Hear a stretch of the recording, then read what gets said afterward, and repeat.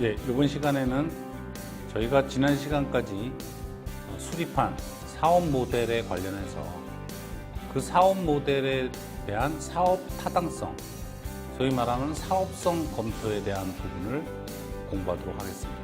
그래서 이 시간에는 사업 타당성 분석의 목적과 그 다음에 BMO 평가에 대한 이해를 진행하도록 하겠습니다. 그럼 사업성 분석의 목적이 첫 번째인데, 사업성 분석이란 무엇인가? 그 다음에 사업성 분석의 필요성은 무엇이고, 사업성 분석의 목적, 그 다음에 사업성 분석에 속해 있는 시장성 분석, 그 다음에 기술성 분석, 그 다음에 재무 분석, 공익성 분석으로 진행하도록 하겠습니다. 사업성 분석이란 무엇인가? 궁극적으로는 내가 하고자 하는 사업의 성공 가능성을 체계적으로 점검하는 것입니다. 그러니까 저희가 사업 모델을 이제 수립하는 방법을 배웠고요. 그걸 통해서 사업 모델을 만들었을 때 과연 그 사업이 성공 가능성이 있는가? 근데 그거를 어떻게 체계적으로 점검할 것인가에 대해서 배우는 것입니다.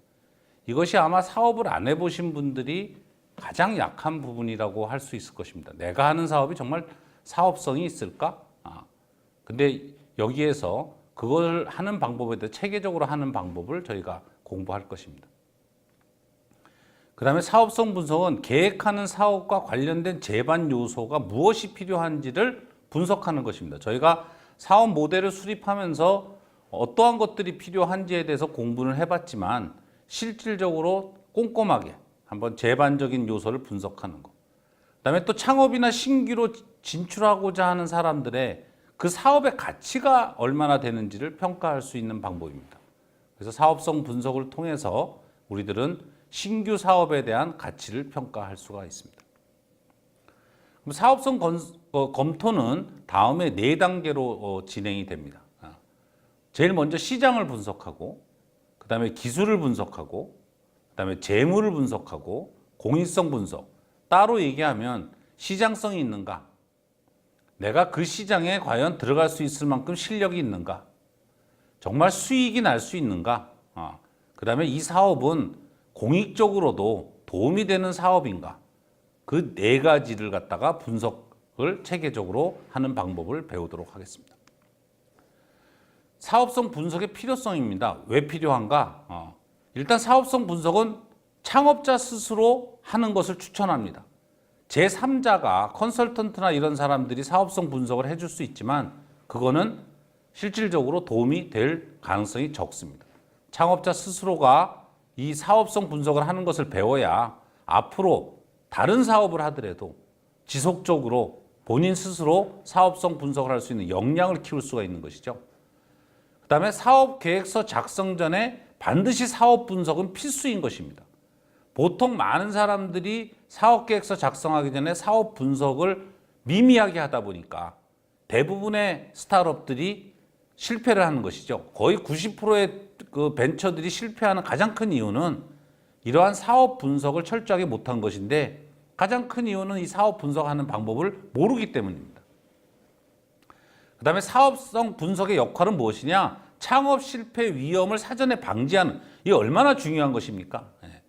여러분들이 창업을 아무리 좋은 아이디어가 있어서 창업을 하더라도 이것을 실패 안 하기 위해서는 결국은 사업성 분석을 철저하게 하면 그래도 실패의 위험성을 많이 줄일 수 있다는 것이죠. 그리고 많은 소규모의 창업하는 사람들이 나 이런 게 왜 필요하냐? 우리가 이 정도의 사업성이 무슨 분석이 필요하냐고 생각할 수는 있지만 절대로 그렇지 않습니다.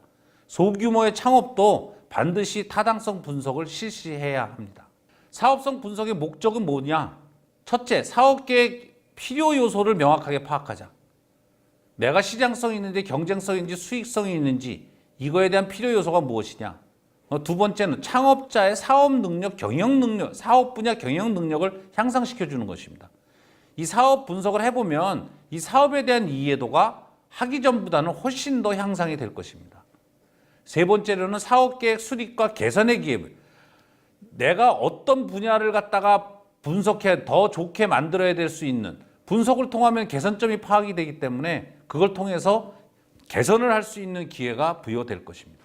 그럼 시장 분석에 대해서 먼저 알아보겠습니다. 첫째, 시장 분석에서는 제품성 및 경쟁 관계를 분석하고, 그 다음에 상품의 수요를 분석을 하고, 그 다음에 상품 가격을 어떻게 해야 될지 상품의 가격에 대한 분석을 할 것이며, 경쟁사 가격은 어떻게 되는지, 고객이 원하는 가격은 무엇인지, 얼마나 많은 사람들이 우리 것을 원하고 있는지, 그 다음에 경쟁 관계는 무엇인지, 이런 걸 통해서 전체 시장의 동향을 분석할 수 있는 것입니다.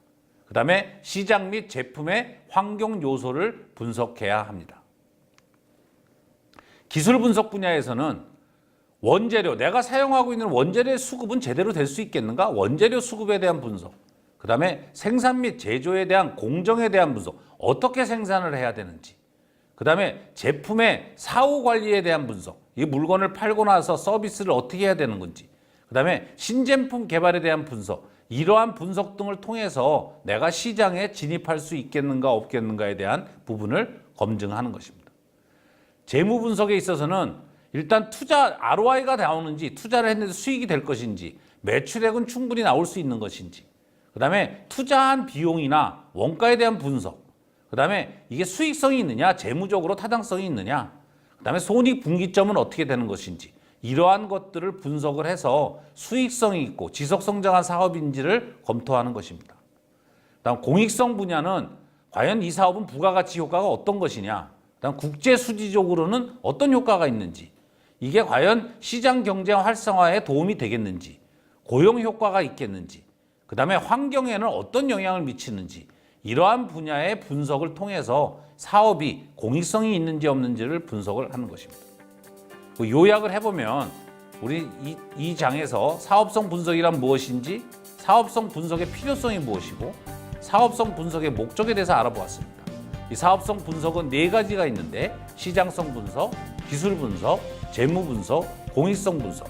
그래서 여러분들이 사업 계획서를 쓰기 전에 사업 모델을 수립을 하고 그 수립한 모델에 대해서 사업성에 대한 분석을 하면 여러분의 실패에 대한 부분의 가능성을 많이 줄일 수 있을 것입니다.